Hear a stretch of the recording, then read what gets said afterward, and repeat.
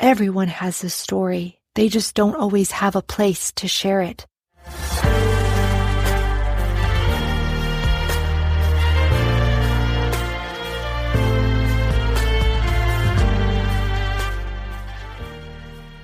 Welcome to I Need Blue, the podcast about to take you on an extraordinary journey where profound narratives come to life, one captivating episode at a time. I'm your host, Jennifer Lee, and I founded this podcast because I know there is healing in sharing.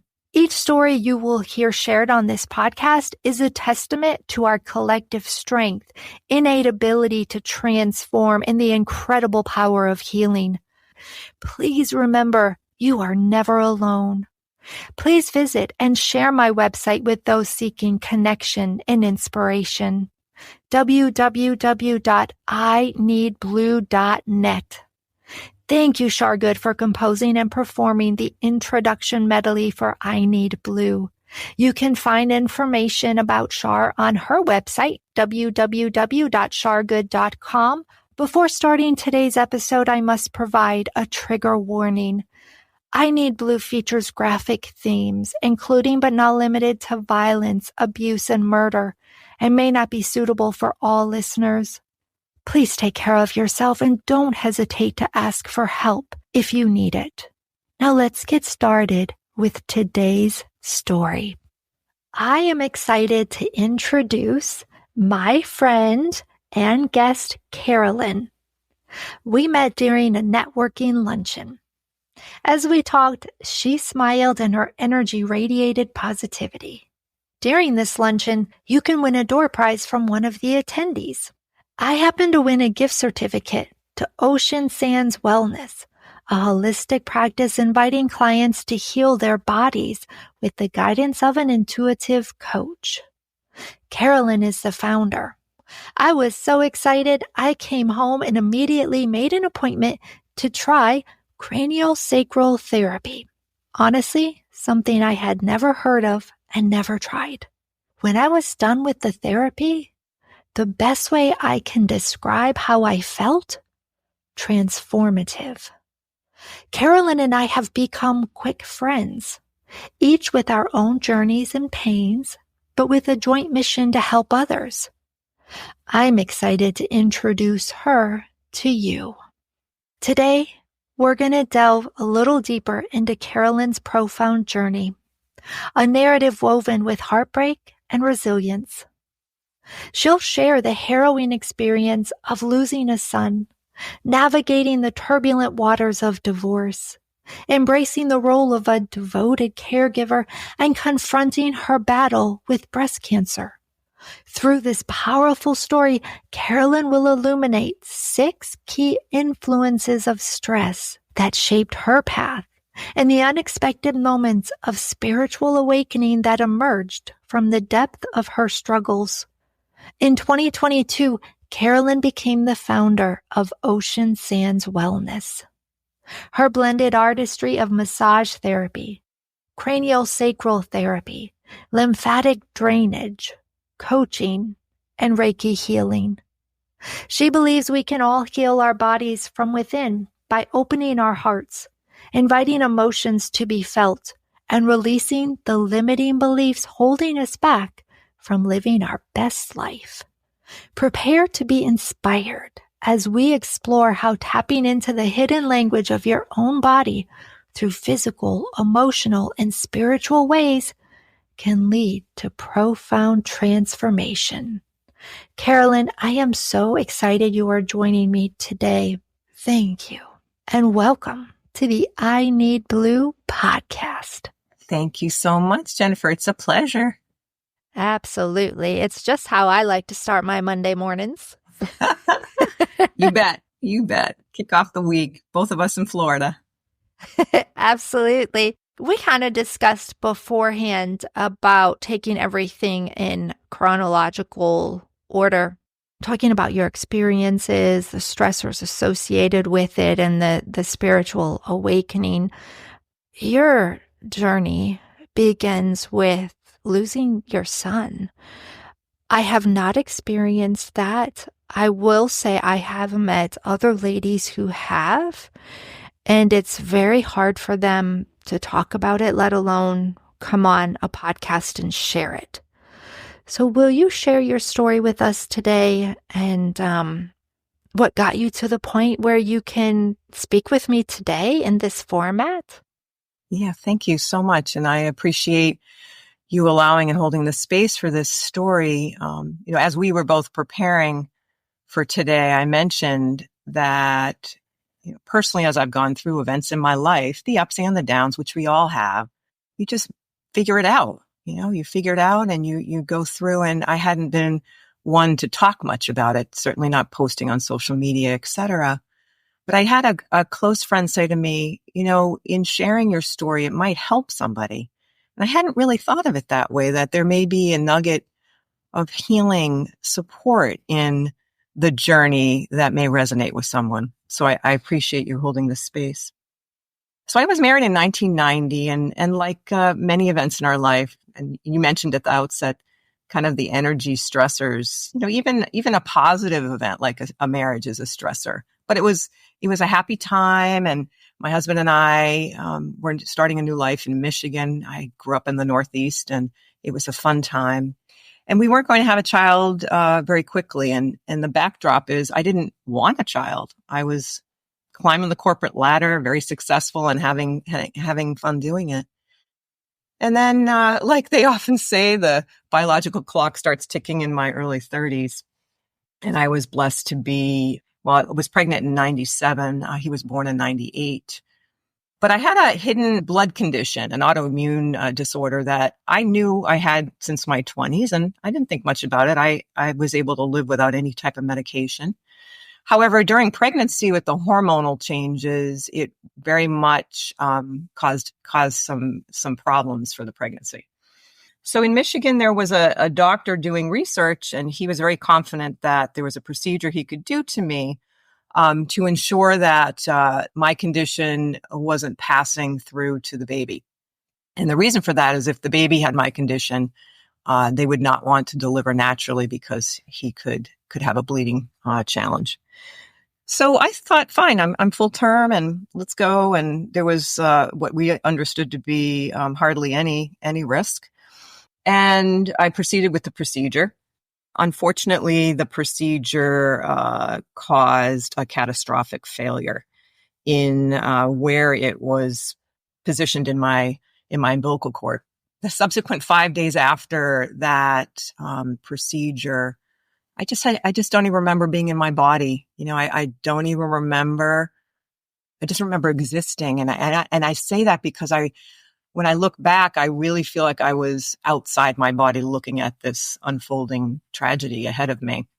So Ian was born with no blood. I'd say 70% of his blood was gone because of the needle poke, and he had no breathing. So now, with limited oxygen, just from a standpoint of minutes, that there's going to be complications. So we just went through the motions for the next 5 days. We watched him go through bowel resection surgery, several blood transfusions, a lot of tubes in and out of him. And I don't remember bonding at all because I guess intuitively I knew he wasn't going to stay on this earth.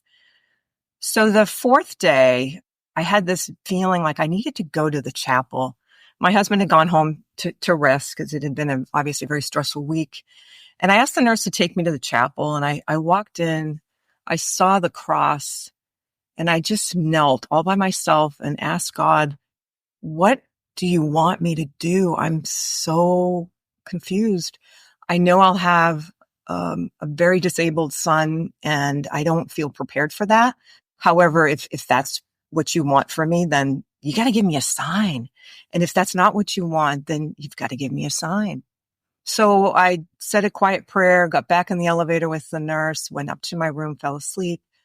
My husband came back in the next morning, and the doctors came in first rounds with the film, I will call it, the X-ray. They walked in, and my husband and I looked at them, and they said, well, we need to show you something that occurred this morning with Ian. And they put the original brain scan up where you could see that his fluid levels were being managed fine, and there wasn't any compromised tissue. And then they showed that morning, that 5th day now, where he'd had a massive stage 4 brain hemorrhage. So we looked at each other and I thought to myself, wow, that's a sign. And it was giving me chill bumps, which is my sign that I'm getting a confirmation. Fortunately, my husband and I were of the same mind that we weren't going to do anything more to save him. We had believed through that week that he truly lived hell on earth, and that life in heaven would be a lot more pleasant. So we had a doctor work with us to disconnect life support in a very measured way.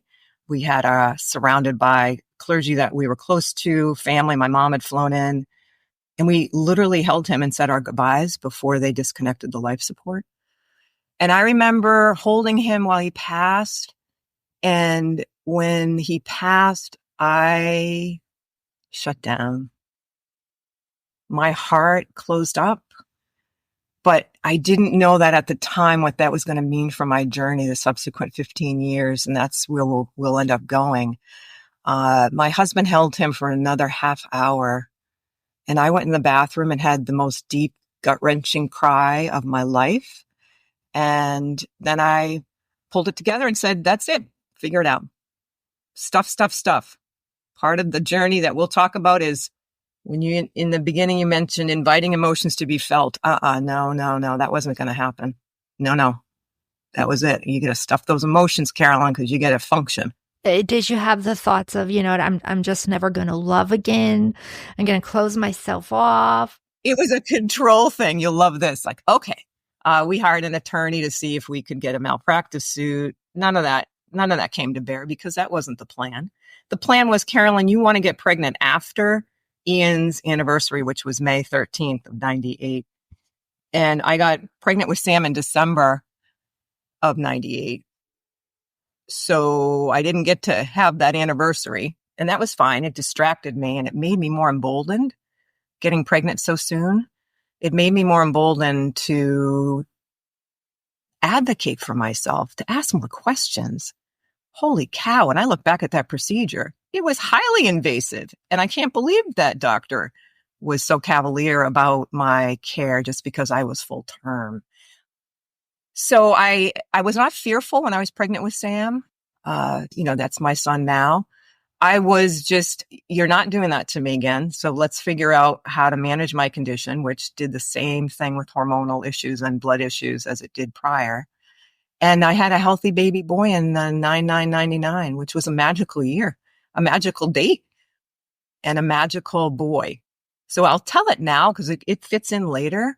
But what I learned as I started to understand the emotion that I'd stuffed down, it emerged in 2014 was, Sam was the one meant to be here. Ian was not. And if you learn anything about the soul's journey, that was intentional. God had plans for Ian that weren't to be on this earth. And I firmly believe that he guides Sam in the military now. And he's doing whatever he's meant to be doing elsewhere.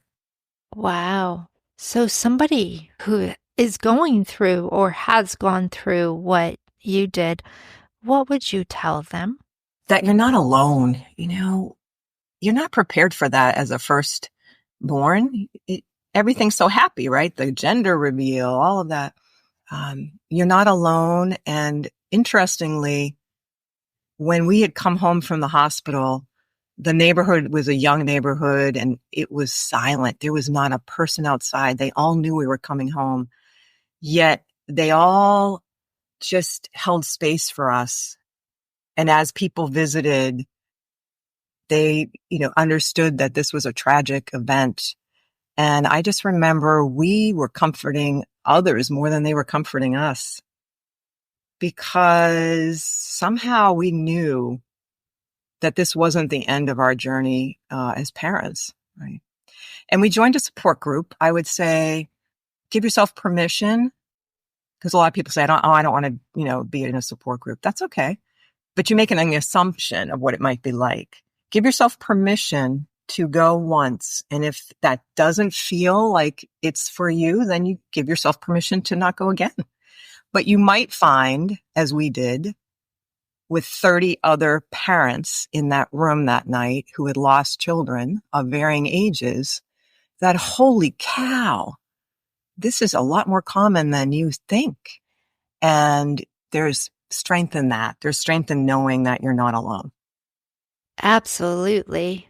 I'm so glad you talked about when you came home and how your neighbors had surrounded you, because so many times for people who are on the outside, right, looking in, they don't necessarily know what you need, how to approach it.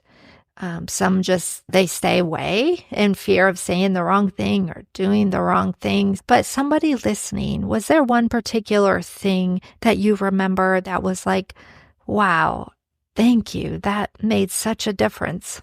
Yeah. I'm smiling, interesting enough, because as you directed that question, one woman comes to mind. I think we make a judgment that, like you said, it's so uncomfortable, and we ask more like, whatever you need, let me know. The person going through that crisis doesn't know what they need. They really don't. There's so much happening. So instead, this woman, she just brought stuff, man. She knew I loved M&Ms, and she came in with a big, ginormous bag of M&Ms. And I loved the energy. It wasn't a happy energy. It was just like, I'm here. You're not going to tell me not to do what I'm about to do. And here's your M&Ms, and here's a bunch of magazines, and I'm going to sit and just be with you. You're numb. There's no logic. There's no understanding of how to be. And when we talk about those emotional stressors, that's so much of an emotional stress. You don't know how to understand how to navigate. No one's telling you could lose a firstborn child. What? Or any child. And I'm not comparing miscarriage, anything that you've built a connection to, not only in your body, but in your soul, around thoughts that you might have about the future, right? We project these stories in our head, and that's gone. So if you were to ask what we could suggest to others is, if you can't physically be there, send a card, send this recurring food service that you can do now. Couldn't do that in the 90s, but anything that you think that person may need beyond just saying that you'd like to help. Right. Like you said, they don't know how to help. So if you come in and kind of just control the situation, observe, listen, there's a lot to be said for just being with someone. I have to imagine you aren't necessarily looking for someone to fix it, because they can't fix it, right? But just being present works. Yes, being present, holding that space. Yep, I love that. How did it affect your marriage? My former husband, I think, just got stuck in that time. He became very depressed. He felt somehow responsible for the decision we made to do the procedure. And it kind of locked him in that time frame. I wasn't aware of it at the time, though, right? So you're not only dealing with your own physical, mental, emotional needs as an individual. I'm also a woman that was going through, as you can imagine, I had a baby. So your physical body still thinks you have a baby. So I had to get all of that back in order over whatever natural period of time it took. I remember that we held space for each other in kind of a yin-yang way naturally. When he was down, I was up. When I was down, he was up. But over a period of time, there was just this interesting, I think, distance. And then when Sam was born, of course, was a year later-ish, we threw our effort and energy into him. And not that we forgot Ian, but I was hell-bent on making sure that my health was good, and that, he was going to be in good health too. A divorce did ensue in 2009. Yeah, Sam was 10. And many times they say that when you go through that experience, it does take a toll on your marriage. And I appreciate you said, along with couple therapy, there's individual therapy, because as a woman, you go through different things as well. I was not aware of the deep-seated grief I had stuffed literally in my gut. And if anyone knows about the chakras, oh yeah, it sits right there in that sacral area. Do you remember physically, we both felt like we were having heart attacks. That's something to share with your audience, that your body will process grief and emotion if you are able to connect it and understand that's what's happening. We weren't able to connect it then. And at that time, we literally thought we were having heart attacks. Separately, we went to the doctor, and it was a broken heart. It really feels tight and painful. And knowing what I know now about mind-body connection, and I would have been able to manage through that probably better for both of us. It was not meant to be, and then again, I said we got pregnant fairly quickly, so we threw our effort into Sam, and I just think we parked some of that grief, and it was unresolved. In 2016, my brother, who was only 4 years older than I, had a stroke. And a month later, my best friend, who was a year younger, died of cancer. It hit me as if he'd thrown a brick at my face. Oh my God, I'm only in my early 50s and I could die, or I could have a catastrophic event that changes the course of my life. And then I stood with myself for a minute and said, and I'm doing this work? Like it isn't meaningful anymore. And there was nothing wrong with the company. Nothing had changed with them, but I was changing. I was questioning, why am I here? 2017 was a pivotal year for that journey to start to unwind. I had mentally committed to quitting. And I thought to myself, I've got a lot of work life left. What am I going to do? And, part of my job as an HR person was to coach, and I enjoyed it, was good at it. So I thought, okay, good, I'll go be a life coach. And in the end of 2017, I gave my notice and started the program in early 18. And this is when some of the lessons that I've learned make me smile again. Back to control. Oh, this is my path. This is what I'm going to do. This is what it's going to look like. That's the world I'd lived in, planned 5 years in advance, build goals, etc. So I go through the program, enjoy it. I learn all about these stressors, these energy levels, and how they impact you. And as I graduate, my other brother, who's only 2 years older than I, John, was starting to really have some mental health issues that were unavoidable to ignore. It's brought on from my dad passed in 17. He was 92. So you kind of think, well, he lived a good life. But my brother was left in the house. He'd never left in the house. He never left the house. He was left with my mom she was 91. And what I started to notice is my brother realizing, like, what is going to happen to me? And he had no ability to cope with some of the life stressors that we're talking about. I'll just fast forward to the month after I graduated. My brother John took his life. And for the 6 weeks prior to that event, I had done everything in my, quote, control and power to help him. Mental health, medication, counseling, everything. And yet, at first, it wasn't enough. But when you understand a little bit more about suicide, the shame and the pain that he felt was so deep that no amount of peripheral support from anyone was going to change that outcome for him. But what it did was it threw that, quote, plan in total disarray, because now I had my 91-year-old mother, because I was the closest physically to where she was in an assisted living facility. I also had my son, who now, 2018, was graduating from high school and going off to college. I had a full-time job. And now I had my brother's, and he loves me for this, but I do call it a mess. There was a lot of mess to clean up. There was a mess of stuff in many outbuildings and storage sheds to get rid of. And you know what I did, Jennifer? I was overwhelmed.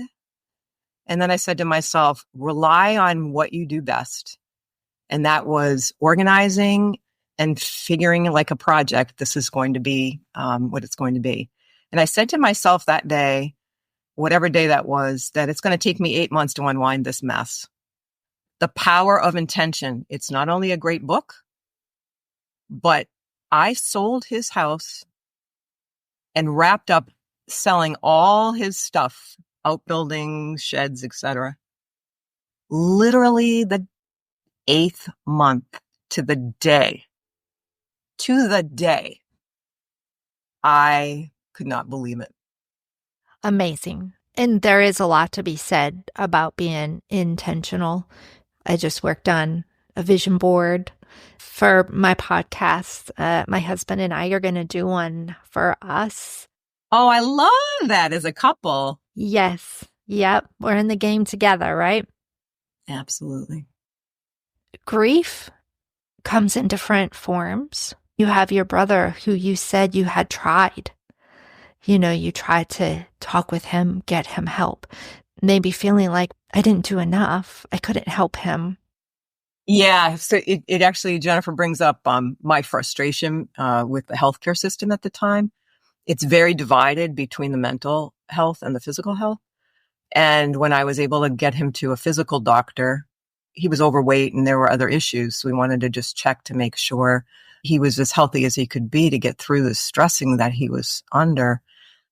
But he couldn't connect me to the mental health.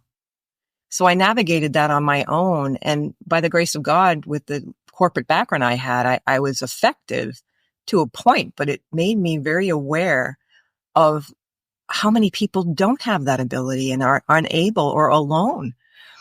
And I share that because it's one of the catalysts for the work I do now with people around trauma, stress, health, because I know the system's broken and we can complain about it till the cows come home, or we can help people navigate as best they can with what we have. And I think this is difficult for people who are suicide loss survivors. It is not ours to own. During the suicide, I did a lot of therapy through them, right? Through the suicide prevention organization, NAMI, all of that is so great resources. But someone said something very, very poignant that sticks with me. No amount of someone with a healthy mind can then work with someone who is not healthy and try to fix, quote unquote, what they feel is broken. Because none of us are broken. My brother he died in his mid-50s. He had a lifetime of what we call, right, our programming. And what I realize now through the work I've done on myself and the work I'm doing to help others is he never got support through some of the trauma patterns that were created for him. My mom walled him off and isolated him, protected him. And when my dad passed, no one talked about the grief for him. Right. And then he sees my mom aging and he chose to exit before my mom died. We always thought once mom dies and dad's passed that we'll work with John to figure out how to help him. No, that wasn't going to be the plan. He wanted out before that. I don't believe that that was necessarily a bad thing. He could see that this was traumatizing for him. His life was not something he could envision beyond the way it had always been. And your mom was still alive at this time in an assisted living. Yeah. Did she talk about the loss of her son? Well, hopefully there's not going to be a lot of judgment around this next statement, but we spoke to those doctors and those in the assisted living. My brother died by suicide 2 days before Thanksgiving. So clearly he wasn't going to be at the table. And we were advised that because she's isolated, it would not be advisable to tell her that he died by suicide. So we never verbalized the suicide. We told her that he died in his sleep from a heart attack. And that was very difficult, Jennifer, because that's a lie, right? That's a lie. But it was intended to allow her some semblance of grief without having the stories we tell ourselves that I had already gone through, right? without having anybody to bounce those off of and start to. Intuitively, I think she knew, to be honest with you. But as I share the stuffing of emotion, that's the way our family was. So there was no talking about it. There was no even hinting around a question. That was the way. You just kept things quiet. You moved along. And I believe I'm here to help, I won't say correct because there's nothing wrong with that, except that I'm here to clear that for the generations. Because in 2019, my mom had a catastrophic fall in that assisted living in Maine. When you have a parent at that age fall, you think a hip's going to be broken. Actually, she broke her back. So she would have been paralyzed. And I'm ever grateful that my mom and I had a very open discussion around death. And I think this is good to bring in today, actually. You know, there's only two things we're sure of, right? Death and taxes. And we joke about it, but so many people are fearful of what's going to happen when they pass. And my mom was very open with that. I knew her wishes, and it served me well because she was very highly medicated because of the pain she was in. And when my sister and I had to make the decision as to whether or not she should get surgery at 91, we knew she wouldn't want it because the outcome was she'd be in a wheelchair. I also knew she didn't want any extraordinary means help. So when she awoke from some of the medication she had been under, I asked her, I said, Mom, did we make the right decision? We chose not to get you operated on. And she looked up at me and she said, Carolyn, I do not want to be here. And I took that literally. And I said, then we need to get you out of the hospital because they're going to do everything they can to keep you here. I said, are you open to hospice? And she said, yes. Got us in and out of that hospital in less than 2 days to get her a bed in hospice. And then my sister held the space for her. My sister stayed with it. But I'll tell you the most beautiful thing that I was able to do is I was able to say goodbye to my mom. And as I was over her and holding her hand and I told her how much I loved her, I started to cry, sob, you know, the ugly cry. And she looked up at me and she said, stop crying. And I looked right back at her and I said, no, I will not stop crying. And then I proceeded to tell her how important she was in my life and how I was going to miss her. And then the 4-hour ride home to New Hampshire from that facility in Maine, I continued to just cry and cry and cry. What a release, right? What a release. And we didn't catch the energy healing work I had in 2018 that started to unlock my heart from the grief I had experienced with Ian.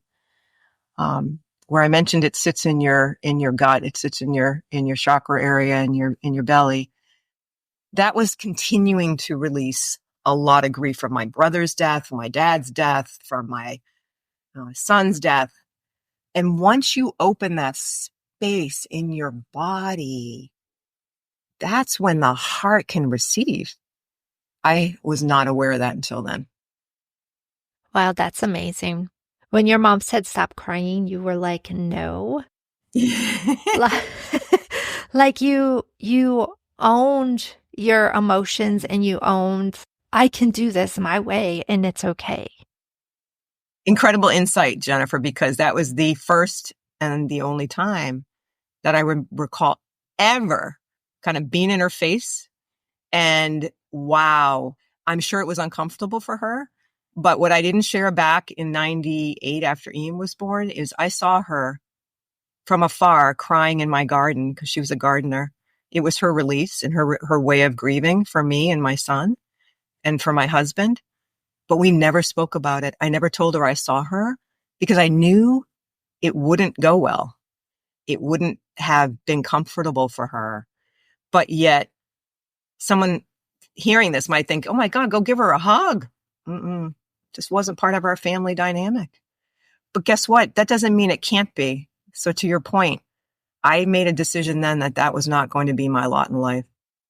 It's interesting because I've had a similar experience, but not with those circumstances, meaning I grew up also Catholic and, our parents are of the generation where, if you honor thy father and mother, you really don't have a voice, but we become adults and we have the right to share our voice. And that's scary, right? And it can be shocking for the parents. And my parents have said, well, you know what? I'm the mom. You can't say that. And I gently come back and I was like, well, I'm an adult now and I can share this and it's okay. Mm-hmm. Yeah. And the energy work that I do, which you're referencing, are the belief systems that we have. If you're a similar situation as you're describing in your family, you're not kind of allowed to challenge your beliefs when you're in that family unit. Well, guess what? You're an adult woman now. And if you were told something back when you were 10, I've often said this to clients, go back to that 10-year-old. Are you that 10-year-old still? And the answer is, of course not. So what makes you not able to change that belief? It's just, I guess I can. Wow. And you get yourself permission to change that belief. And all of a sudden I have a choice, and life is all about choices. And I think, honestly, you start out at that 10-year-old and you don't have a voice, but part of releasing the pain, the shame, the guilt, the anger that you might not have realized you were feeling at 10, right? Those are some heavy emotions that came in a little bit later in life. When you find your voice and you can share it, even with your parents, it's empowering. And I think that's an important part of a healing journey as well. What do you think? Wholeheartedly, because as you were just referencing that, when you find your power, most people aren't aware that it sits right in your throat, right? So when you feel tightness, coughing, swallowing, pause and ask yourself, what's happening right now? Am I not able to speak up for myself? Is there something holding me back? What is it? We're never taught through our life to connect the mind chatter, or as some people call it, that monkey brain of stories that constantly play in our head, with where we're feeling those emotions and those tension patterns. And when you kind of search yourself, you literally can feel lighter, can feel as if those pain points that you're experiencing are lifted.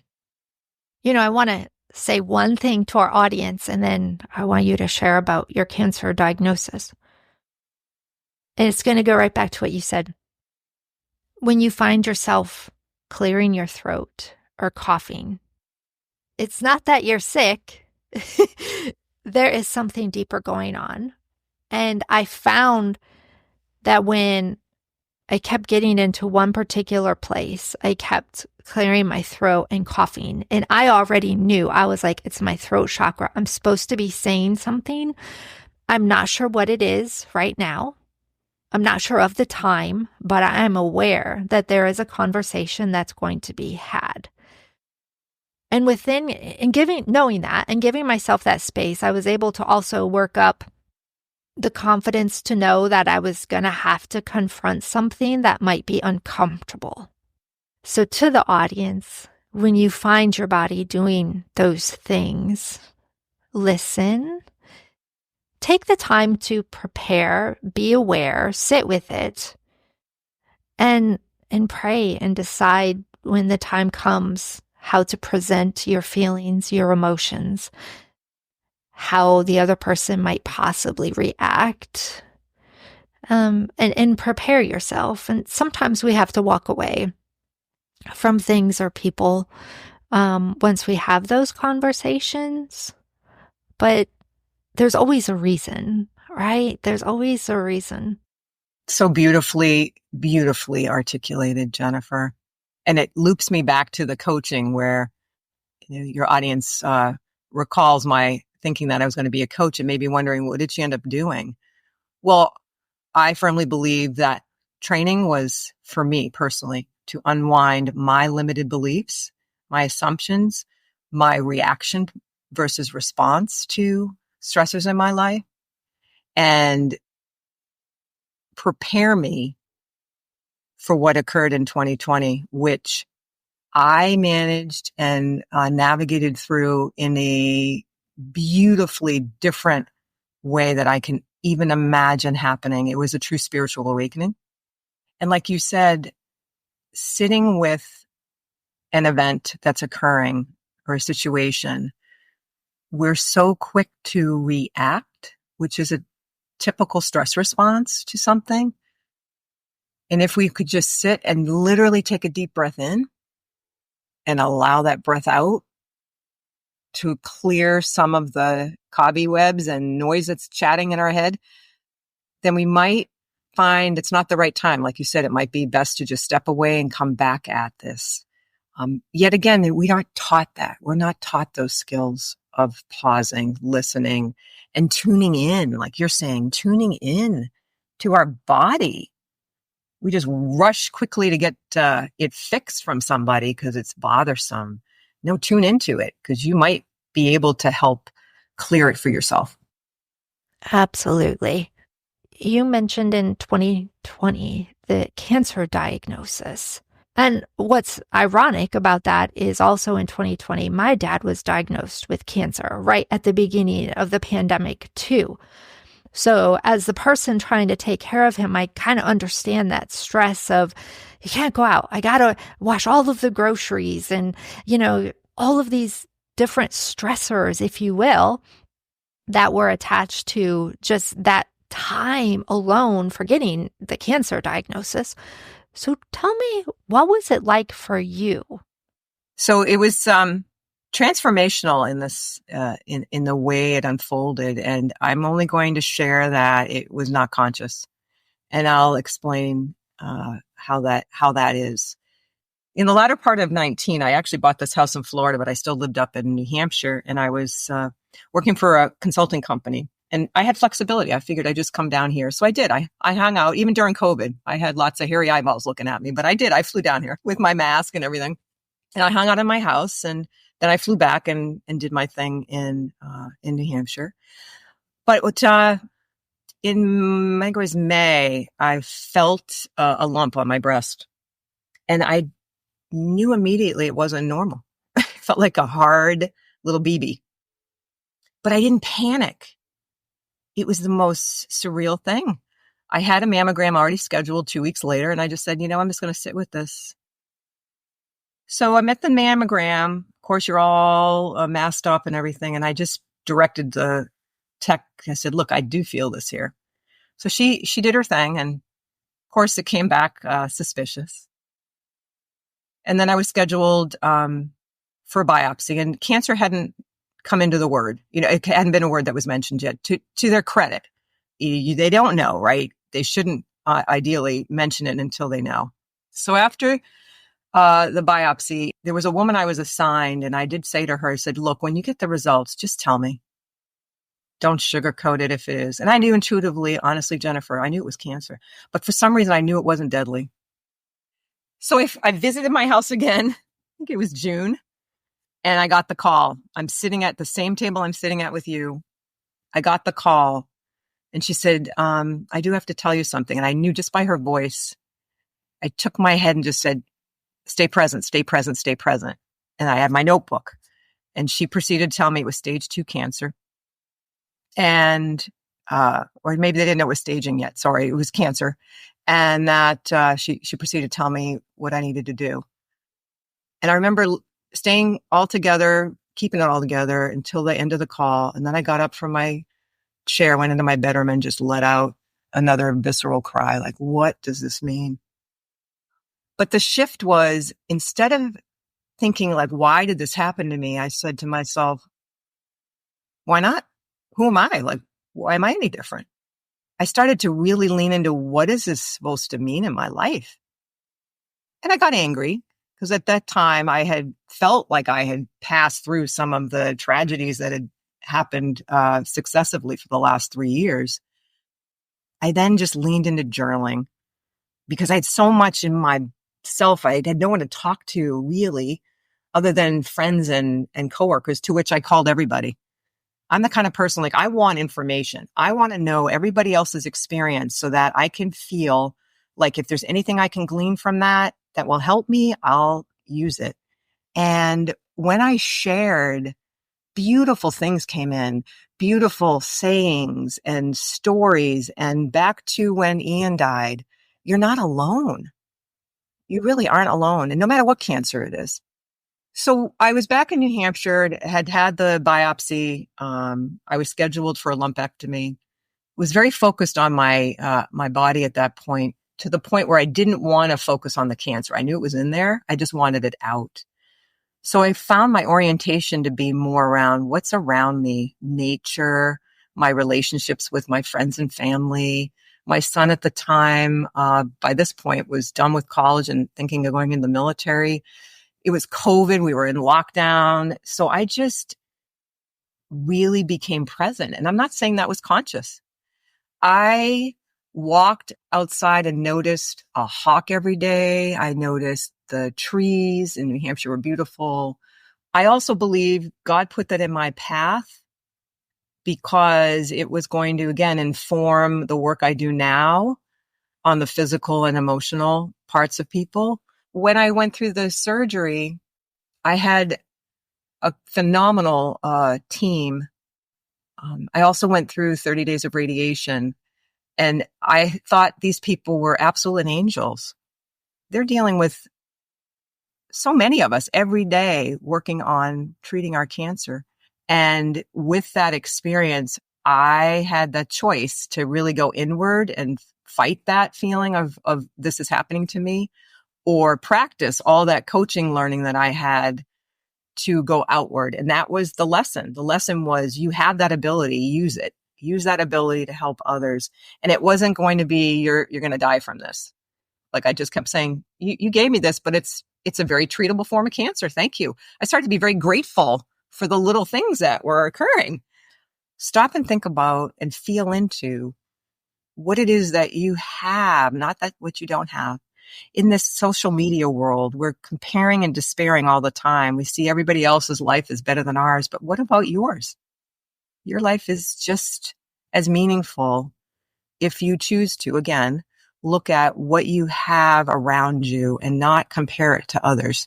That never feels good. That's an amazing message. I think it's a great message to end on. But before we wrap up, please tell us about Ocean Sands Wellness and how that came to be, of course. Thank you. Yeah, so it started as coaching, and then as I felt called to become not only a Reiki master and understand the energy healing side of our bodies, but also the physical through my massage therapy license, I switched it to wellness because it's holistic. It's really looking at the whole person. I have many clients come in and they're, got a pain in their shoulder, but actually there's other parts of their body that are wanting attention. And if there's a therapy that I have in my toolkit, then they'll get that on the table. So there's often that blended approach to helping not only the emotional component of someone that may want to divulge something, and we are able to talk through, but also physically get through it, but also the physical and even the lymphatic if there's a noticeable misalignment and swelling and such.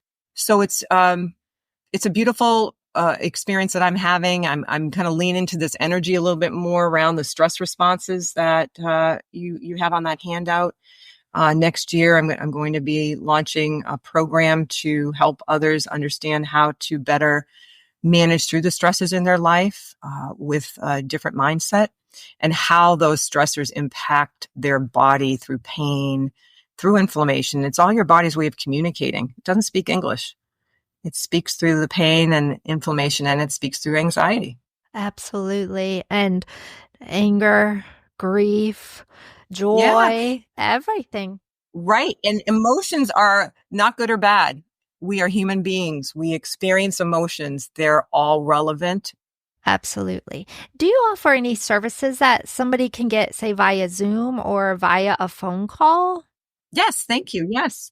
I do. I am trained from my coaching training in a proprietary assessment that measures stress response and an energetic profile. It's called Energy Leadership Index, and people could look that up online, or you can provide the link to. I have coached people through that assessment, and it allows them a window into what is causing stress in their life and how can they view it differently with a response versus reaction to those stressors. I love that. I really want people to be able to connect with you outside of our local area.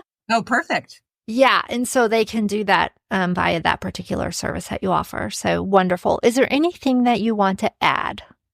I guess I would sum up our conversation with just the way I've looked at the journey. And it's that our life is like a bunch of pieces in a puzzle when you really think about it. And some of those puzzle pieces fit, like initially my marriage and then not, right? So some of the puzzle pieces fit, some of them don't. But our job is just, to live our best life here. And what does that look like for you? You deserve that. And to allow those pieces of the puzzle to fit, to shift, and believe in and trust that you are exactly where you need to be and stay present. I can't say that enough. Your feet are firmly planted on the ground. If you could keep your head there too, in the moment, rather than in the past or in the future, you will find that stress response, that physical way of being, so much lighter if you're able to start to practice that. Thank you for sharing, Carolyn, and thank you for being my guest on the I Need Blue podcast. Thank you, and have a beautiful day. This is Jen Lee, host of the I Need Blue podcast. Thank you so much for listening today. To learn anything and everything about I Need Blue, visit my website, www.ineedblue.net. As always, remember, you are stronger than you think. Until next time.